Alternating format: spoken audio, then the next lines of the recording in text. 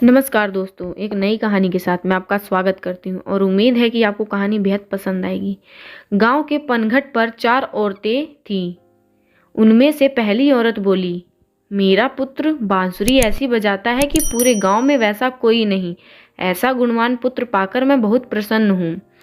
दूसरी औरत बोली, मेरा पुत्र बहुत बड़ा पहलवान है। इस गांव में ही नहीं बल्कि दूर दूर के गांव में उसकी बहादुरी का डंका बजता है।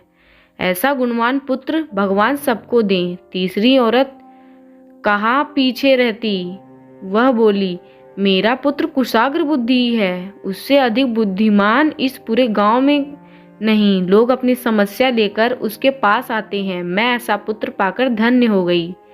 चौथी औरत ने सबकी बातें सुनी लेकिन कहा कुछ भी नहीं। इस पर वे औरतें उससे कहने लगी, बहन तुम भी तो कुछ कहो।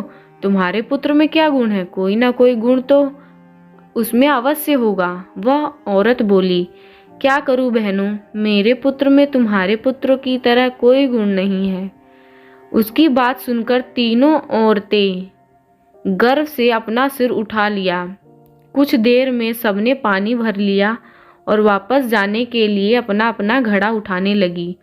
उसी समय पहली औरत का पुत्र हाथ में बांसुरी लिए वहां से गुजरा। उसने देखा कि उसकी माँ पानी से भरा घड़ा नहीं उठा पा रही है, किंतु वह उसे अनदेखा कर बांसुरी बजाते हुए वहां से चला गया। दूसरी औरत का पहलवान पुत्र कुछ ही दूरी पर मुद्र घुमा रहा था।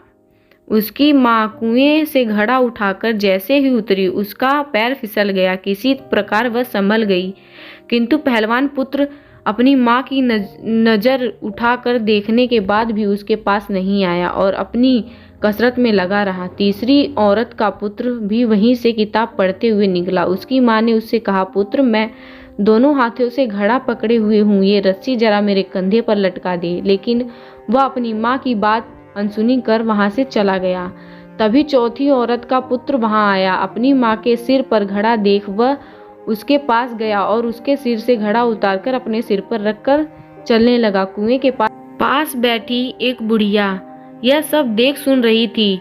वह बोल पड़ी, मुझे तो यहाँ बस एक ही गुणवान पुत्र नजर आ रहा है, वही जो अपने सिर पर घड़ा लिए जा रहा है। माता पिता की सेवा करने वाले पुत्र से गुणवान पुत्र भला कौन हो सकता है?